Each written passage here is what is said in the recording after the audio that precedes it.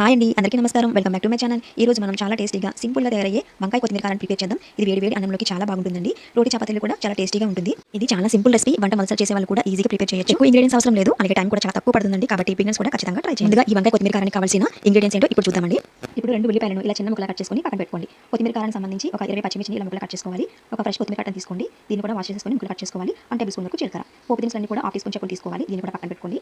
ఇక్కడ నేను వంకాయలను హాఫ్ కేజీ వరకు తీసుకున్నాను. వీటిని ఇలా పొడవుగా కట్ చేసుకొని ఇందులో కొద్దిగా ఉప్పు అలాగే పసుపు వేసుకుంటే వంకాయలు ఎక్కువగా కాంటాడకుండా ఉంటాయన్నమాట. దీన్ని కూడా పక్కన పెట్టుకోవాలి. ఇప్పుడు స్టవ్ ఆన్ చేసుకొని ప్యాన్ పెట్టుకోవాలి. ఇందులోకి పావు కప్ వరకు ఆయిల్ వేసుకుంటానండి. ఈ వంకాయ కొత్తిమీర కారానికి ఆయిల్ అనేది కొంచెం ఎక్కువగానే పడుతుందన్నమాట. సో ఇప్పుడు ఆయిల్ హీట్ అయిన తర్వాత పోపు దినుసులన్నీ కూడా వేసేసుకొని ఇవన్నీ కూడా కొంచెం మంచి కలర్ వచ్చేంత వరకు కూడా దోరగా ఫ్రై చేసుకోవాలండి. ఇవి వేగిన తర్వాత ఇందులోకి ఉల్లిపాయ ముక్కలు కూడా వేసేసుకొని ఈ ఉల్లిపాయ ముక్కలు కొంచెం సాఫ్ట్గా అయ్యేంత వరకు కూడా ఇలా మధ్య మధ్యలో కలుపుకుంటూ ఫ్రై చేసుకోవాలి.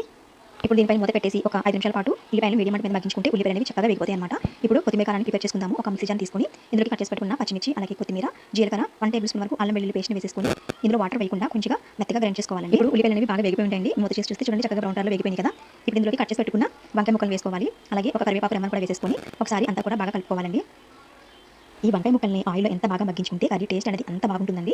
ఇప్పుడు వంకాయ ముక్కలు తొందరగా మెత్తబడడానికి రుచికి తగ్గ ఉప్పుని వేసేసుకొని అంతా కూడా బాగా కలిపేసుకొని చక్కగా మూత పెట్టేసి ఒక 5 మినిట్స్ పాటు మగ్గించుకుంటే చక్కగా వంకాయ ముక్కలు అనేవి బాగా మగ్గి మెత్తబడిపోతాయండి.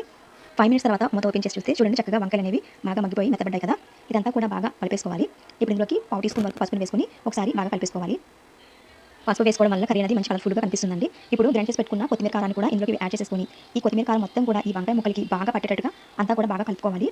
మీడియం మంట మీద పెట్టుకొని ఇదంతా కూడా బాగా కలిసేలాగా కలుపుకోవాలండి.